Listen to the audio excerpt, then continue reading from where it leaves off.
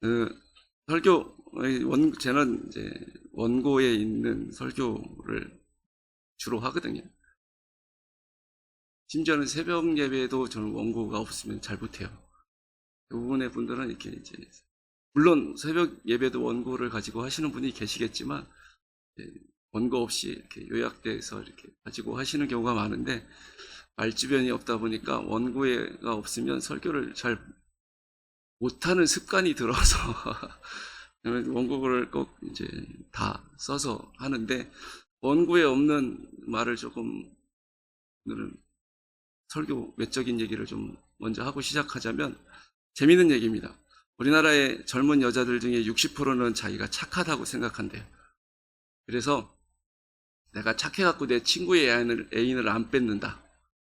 내가 착하지 않았으면 내 친구의 애인을 조금만 유혹하면 다 뺏을 수 있는데 나는 착해서 안 뺏는다. 그러니까 나는 매력적이고 착하다라고 60% 정도가 그렇게 생각한다고 얘기합니다. 젊은이가 한 명밖에 없네? 60%? 아니에요? 그리고 젊은 남자들은 70%가 자기는 잘생겼다고 생각한대요. 그래서 70% 나는 잘생겼다 이렇게 얘기하고, 나머지 30% 중에 한 20%는 나는 보통이다 이렇게 생각하고, 10%만 나는 왜 이렇게 못생겼지 이렇게 생각한다고 합니다. 그러니까 70%의 남자들은 대부분 그런 것 같아요. 여러분 어떠세요? 남자분들 잘생겼죠? 제 스스로 생각하기에 젊은이들이 아니라 그런 거예요. 그런데 이제 여자들은 60%, 남자들은 70%인데 그거를 훨씬 뛰어넘는 사람들이 있습니다. 누구냐면 목사님들인데요. 80%의 목사님들이 나는 설교 잘한다 이렇게 생각한대요. 여러분 저는 어떨 것 같으세요? 저도 일반적으로는 80%에 들어가긴 하는데, 일반적인 경우에 그렇고요. 가끔 슬럼프에 빠질 때가 있습니다. 사람이다 보니까 설교에 슬럼프가 빠질 때가 있어요. 그래서 저는 소심해갖고 설교 망치고 나면, 쉽게 망치면, 말해서 설교 망치고 나면 되게 저를 자책하고 막 괴로워하는 성격이거든요. 안타깝게도 지금 슬럼프예요. 왜 슬럼프가 된 지 좀 꽤 됐습니다, 사실은. 그래서 저희 교회 유튜브, 이렇게 방송 올리는 유튜브 있는 거 아세요? 가끔 가서 들으세요? 장자교회, 그러면 이제 저희 교회가 나오긴 하는데, 우리 교회보다 먼저 올리기 시작한 다른 교단의 장자교회가 있어서, 그냥 장자교회만 치면 우리는 한참 내려야지 저희 교회 나와요. 그래서 금방 저희 교회 유튜브에서 설교 방송을 들으시려면 대한예수교 장자교회 이러면 바로 그냥 딱 뜹니다. 담임 목사님 얼굴이 바로 나오실 거예요. 근데 거기에 이제 수요일 것도 예전에 올렸는데, 제가 슬럼프에 빠진 다음에 제 거 일부러 안 올리고 있어요. 2달 가까이 된 것 같아요.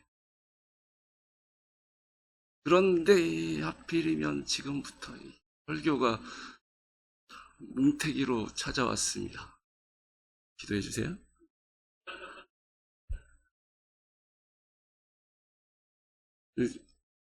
진지하게 말씀드리는 거예요. 다시 80%로 돌아갈 수 있도록 기도해 주시기 바랍니다. 자, 오늘 우리가 함께 시편 2편 말씀을 읽었죠. 가장 대표적인 메시아 찬양시 중에 하나입니다. 그래서 이 시편 2편 전체가 상당히 유명한 메시아 예언 시로 알려져 있습니다.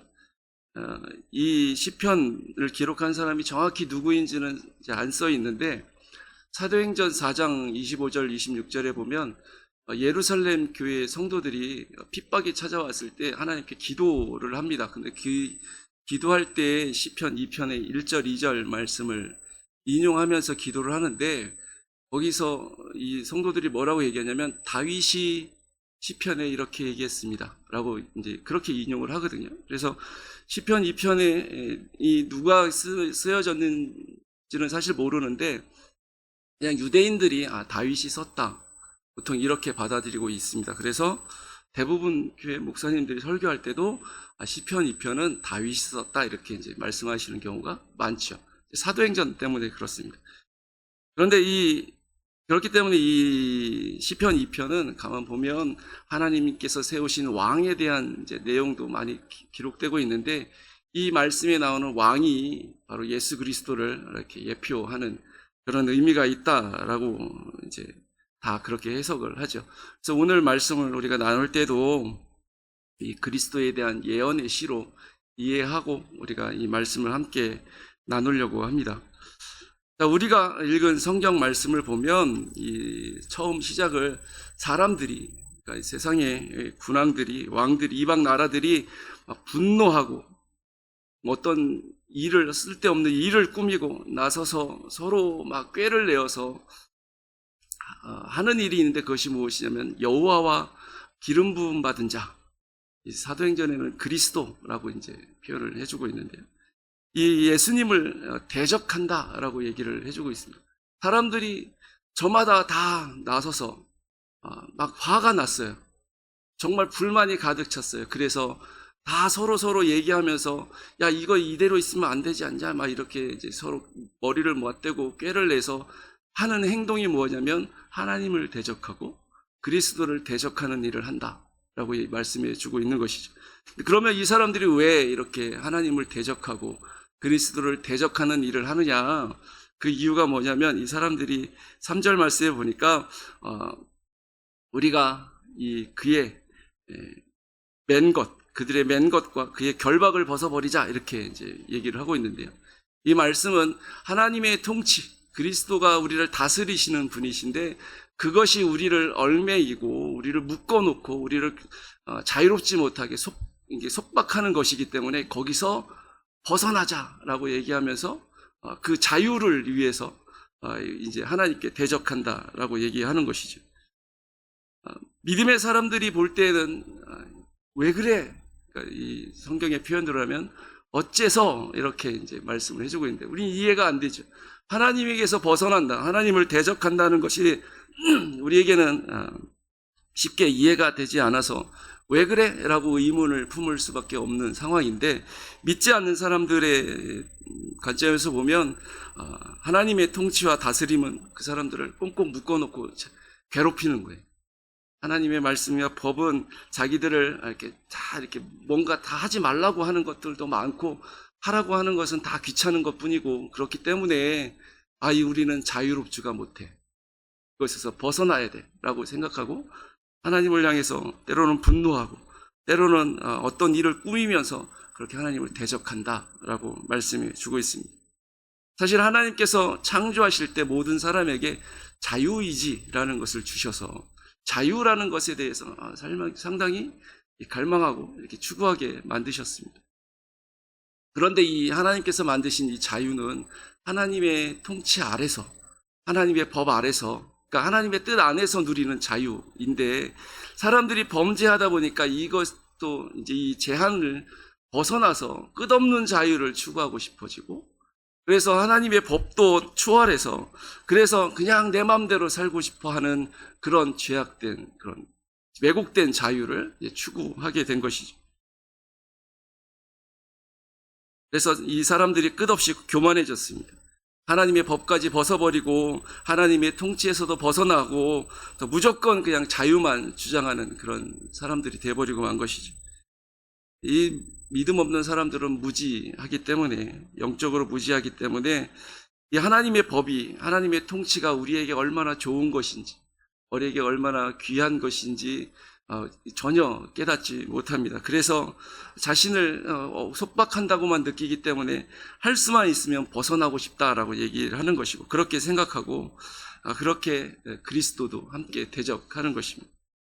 그런데 이렇게 하나님의 통치에서 벗어나려고 하는 이 사람들이 그냥 대충 되면 좋고 안 되면 말고 이런 게 아니라 정말 열심을 다해서 힘껏 노력해서 이 하나님의 통치에서 벗어나려고 합니다. 어느 정도까지 벗어나려고 힘쓰냐면 시편 1편에 보면 복 있는 사람은 그 다음에 뭐죠? 잘 모르겠죠. 어디에 서지 않고 뭐 따르지 앉지 않는다 뭐 이렇게 얘기하라고 했는데 정확히 기억 안 나죠. 괜찮습니다. 제가 읽으려고 한 건 2절이기 때문에 쭉 그러면서 이 악인과 같이 동행하지 않으면서 그러면 이 사람들이 뭘 하냐면 여호와의 율법을 즐거워해서 주야로 묵상한다 이렇게 돼 있습니다. 그죠? 이 묵상한다라는 말하고 우리 2장 1절의 끝에 꾸민다라는 말이 있는데 사실은 같은 단어입니다. 히브리어 단어로 보면 같은 단어예요. 그러니까 하나님의 백성은 하나님의 말씀을 주야로 묵상하는 사람이라면 악한 사람은 하나님을 대적하는 일을 그렇게 열심히 묵상하는 사람들이에요. 그러니까 이 사람들이 대충 그냥 하나님에게서 벗어나고 싶다 이러는 것이 아니라 적극적으로 할 수만 있으면 최선을 다해서 시시때때로 하나님께서 주신 하나님께서 우리에게 마련해 주신 그 보호하심, 그 하나님의 법 아래서 벗어나려고 애쓰는 그런 사람들입니다. 이 사람들의 자유라는 것이 결국은 사망을 향해 가는 것이고 패망을 향해 가는 것인데 이 사람들은 그것을 끝을 알지 못하기 때문에 그냥 하나님께서 벗어나기만을 위해서 애쓰고 노력하고 힘쓰는 것이죠. 알코올 중독자가 술을 찾아서 그렇게 열심히 달려가듯이 마약 중독자가 마약을 찾아서 그렇게 막 달려가듯이 이 죄악에 있는 사람들은 자기가 죽는 것도 모르고 망하는 것인지도 모르고 그 죄를 향해서 잘못된 자유를 추구하면서 열심히 달려갑니다. 이런 말 들어보셨나요? 자유가 아니면 죽음을 달라. 미국의 독립전쟁 때 외쳤던 구호인데 이 죄인들은 마치 이것이 독립투사라도 된 것처럼 하나님으로부터 내가 자유하겠다. 안 그러면 차라리 죽겠다. 지옥 가겠다. 이런 심정으로 열심히 죄를 향해서 그렇게 달려가고 있습니다. 그런데 하나님께서는 이런 하나님을 대적하고 하나님을 떠나려고 하는 사람들을 향해서 어떤 모습을 취하시냐면 오늘 말씀에선 비웃는다라고 말씀해 주고 있습니다. 하나님께서 웃으세요. 정말 가소로워서 웃을 수밖에 없는 상황입니다.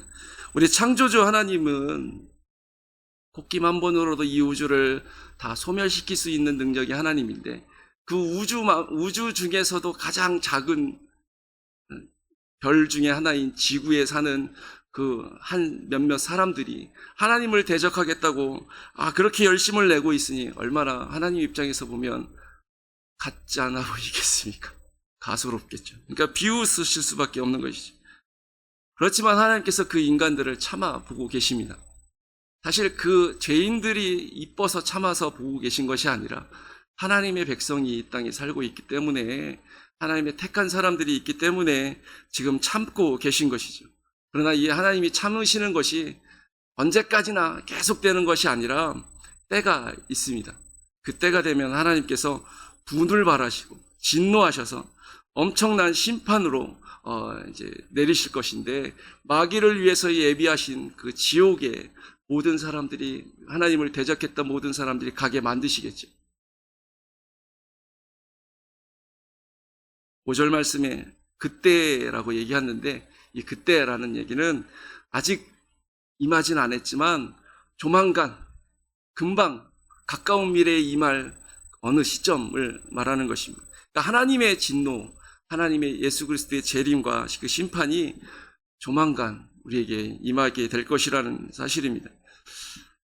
하나님께서는 이때 사람들이 하나님을 대적했던 사람들이 모두 깜짝 놀랄 만한 소식을 하나 말씀하신다라고 이제 얘기해 주고 있는데 그것이 무엇이냐면 내가 나의 왕을 내 거룩한 산 시온에 세웠다라고 선포하시겠다라고 말씀해 주고 있습니다. 그러니까 우리가 잘 아는 예수 그리스도를 이 세상의 왕으로 공식적으로 아주 모든 사람들이 다 알 수 있도록 선포하겠다라는 것이죠. 그 때가 되면 사람들은 깜짝 놀라고 후회하고 또 좌절할 것입니다. 예수님이 우리가 누구신지 우리는 다 잘 알고 있어요. 하나님과 동등하신 그 유일하신 하나님의 독생자, 그 하나님 예수님이 왕으로 공식적으로 이미 우리에게는 왕으로 임해 계시지만 이 왕이신 줄 모르는 사람들에게도 공식적으로 다 드러나서 누구든지 인정할 수밖에 없는 저분이 정말 진짜 왕이셨구나라는 것을 깨달을 수밖에 없는 그런 상황이 임하게 될 것입니다.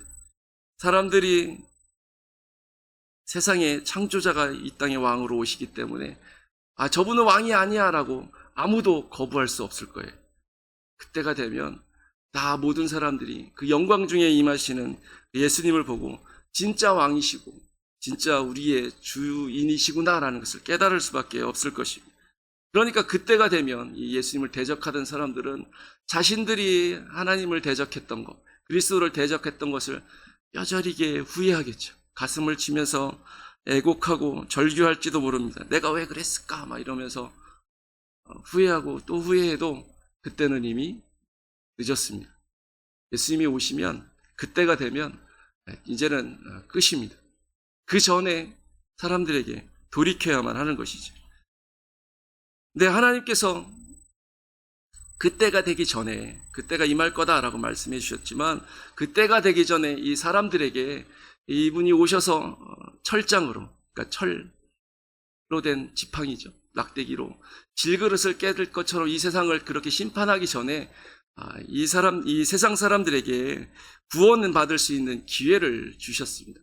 그리고 그 구원을 얻을 수 있는 그 기회를 주는 말씀을 오늘 우리가 읽은 성경에서는 생명의 지혜다, 또 교훈이다 라고 표현해 주고 있습니다. 그래서 우리가 예수님이 이 땅에 오시고 우리를 이 세상에서 우리를 구원하시고 이 세상에 하나님을 대적했던 사람들을 심판하실 그 날이 되기 전에 우리는 하나님께서 우리에게 말씀해 주신 그 생명의 지혜와 교훈을 듣고 따라야만 하는 것이죠. 그럼 하나님께서 우리에게 주신 그 지혜와 교훈은 무엇이냐? 첫 번째는 여호와를 경외하라 라는 말씀입니다. 11절 말씀에 보면 이 하나님께 말씀을 들은 사람이 외칩니다. 여호와를 경외함으로 섬기고 떨며 즐거워야 할지어다 라고 말씀해 주고 있습니다. 여러분, 경외, 많이 교회에서 쓰는 말이죠. 경외. 무슨 뜻일까요?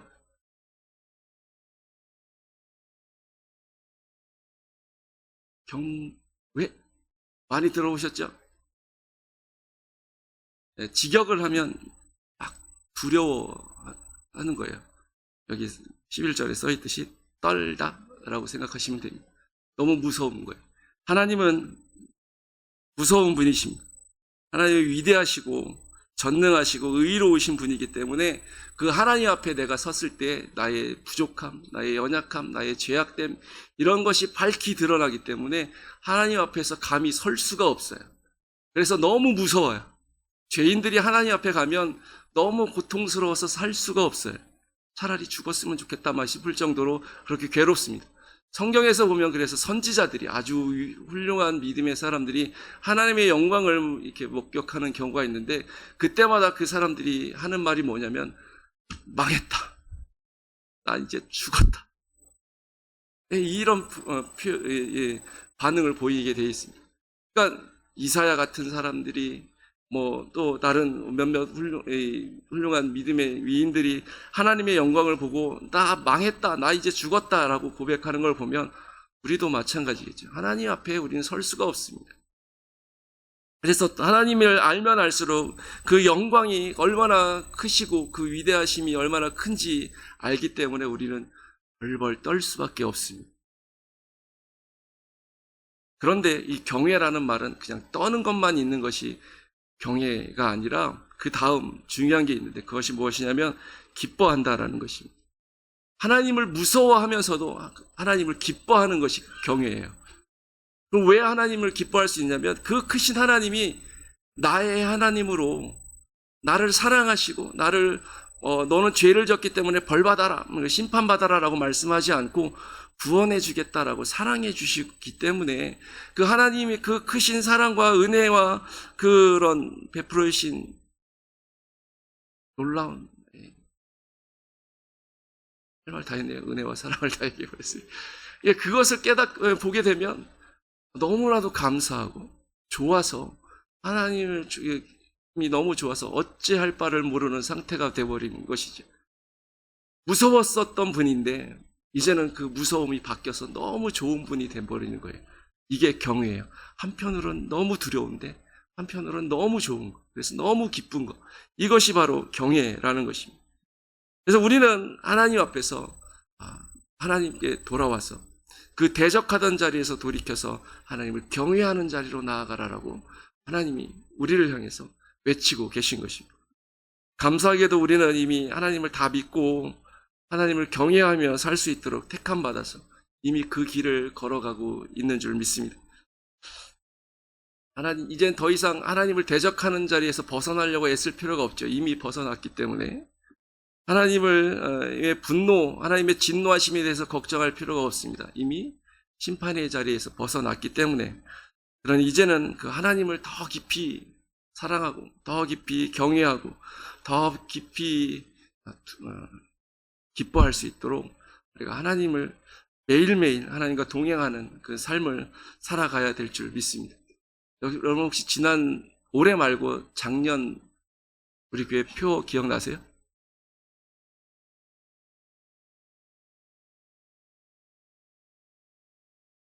어렴풋하게 저도 정확한 구절이 기억이 가물가물한데 하나님께로 날마다 걸음? 주께로 한 걸음 더. 그 비슷한 거였습니다. 그죠?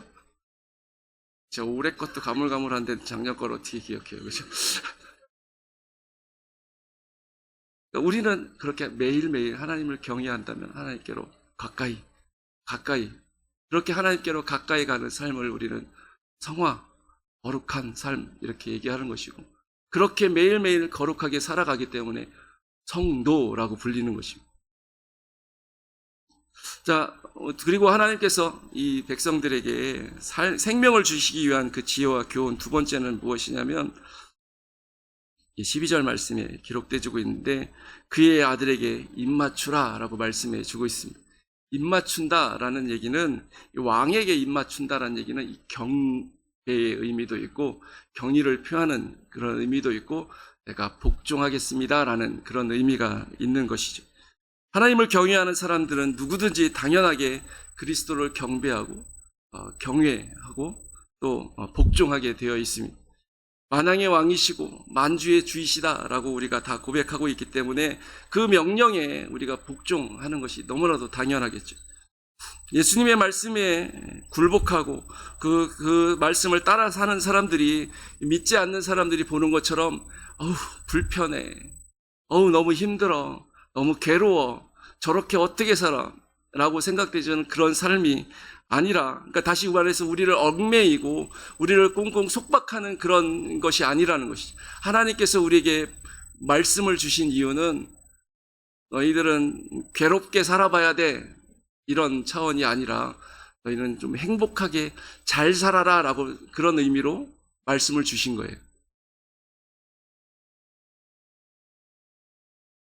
성경 말씀대로 살아가 보니까 불편하던데 막 그런 표정으로 저를 쳐다보시는 것 같은데 여러분 말씀대로 살아가는 것은 우리를 위해서 우리를 위해서 법을 주시고 우리를 위해서 율법도 주시고 말씀을 주신 거예요. 그래서 그 말씀대로 살아가는 것이 괴로운 것이 아니라 나쁜 것이 아니라 우리를 잘되게 하라고 말씀을 주신 것이거든요.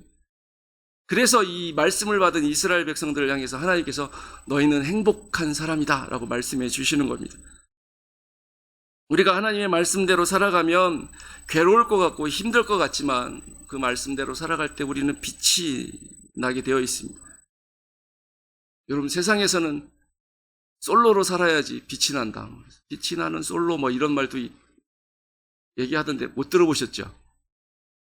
딱 표정을 보아니 거의 못 들어보신 것 같아요. 빛이 나는 솔로라고. 들어봤어요? 그렇죠?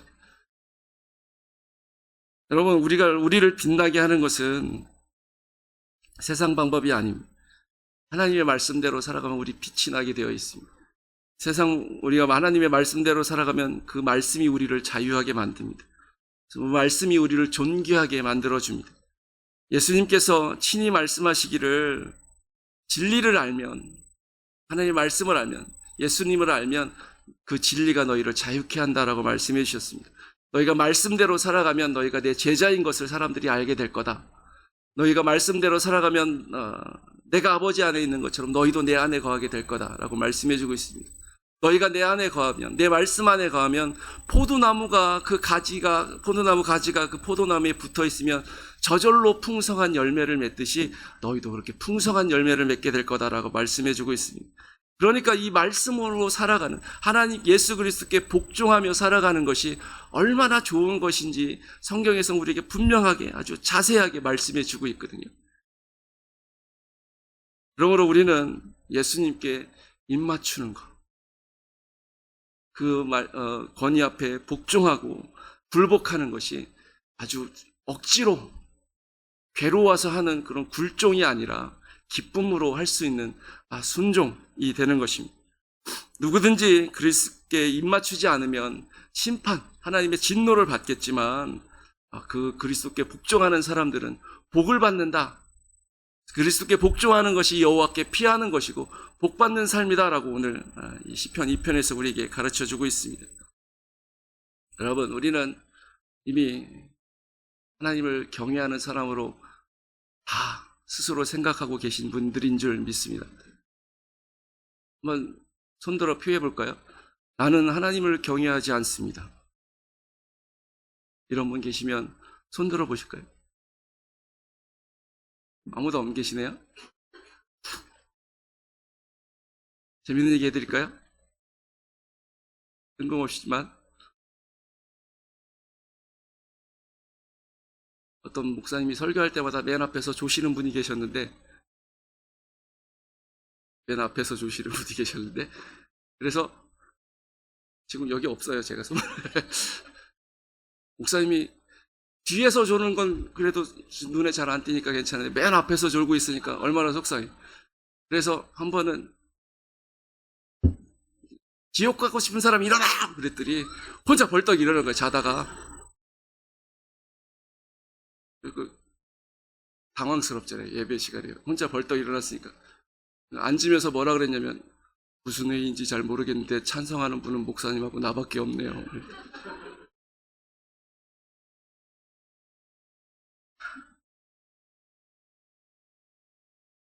무슨 얘기하다가 여기까지 가는지. 이렇게 왔다 갔다 하기 때문에 저는 원고에서 웬만하면 한번 설명하려고 그러는데, 여러분, 제가 이렇게 아까 좀 전에 저만한 손 들고 있어갖고 갑자기 생각났었어요. 여러분, 우리 다 하나님을 경외하고 예수님께 복종하는 사람들이라고 여러분 스스로 고백하고 계신 줄 믿습니다. 네, 여러분 정말 복종하고 계신가요?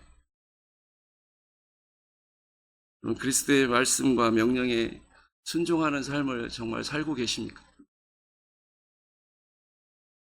하나님을 경외한다고 말은 많이 하셨는데, 그렇게 고백도 하시는데 하나님이 정말 너무나도 두렵고 떨려서 그 앞에서 손발을 제대로 못 펴는 그런 두려움 때문에 내가 죄악으로 이렇게 달려가려고 하다가 하나님이 두려워서 그 죄악을 포기하고 하나님의 말씀대로 살아야지 그렇게 결심하고 살아가고 계십니까? 내 뜻과 내 생각, 아마 그런 게 있지만 하나님은 이것을 기뻐하지 아니하실 것 같다라는 생각에 내 생각 잠깐 내려놓고 그래, 하나님의 뜻대로 그래 살아가야지. 나는 하나님을 경외하는 사람이니까 이렇게 살아봐야지. 이렇게 생각하고 행동하고 계십니다. 바울의 표현대로 나는 날마다 죽는다라고 얘기하는 이 표현대로 한번 하루에 한 번씩 죽어보셨습니까? 내 죄악과 내 욕심과 그런 생각들을 날마다 치면서 그것을 그리스도의 말씀 앞에 복종시켜 나가는 그런 삶이 우리에게 있어야만 합니다. 그렇지 않으면 그냥 말뿐인 그런 행동이 되는 것이죠. 그런 말뿐인 행동은 하나님께서 그렇게 기뻐하지 않습니다. 바리새인들이 말은 얼마나 잘했는지 몰라요. 예수님께서도 그 말을 잘하는 것은 인정해 주셨습니다. 그래서 저 사람들이 하는 말은 본받아도 돼. 근데 행동은 본받지 마라. 이렇게 말씀하셨습니다. 여러분, 저는 종종 이런 표현을 씁니다. 오늘날에는 바리새인 같은 바리새인은 없는데 세리 같은 바리새인은 너무나 많다. 처음 들어오셨죠? 세리 같은 바리새인이 어떤 건지 알려드릴게요.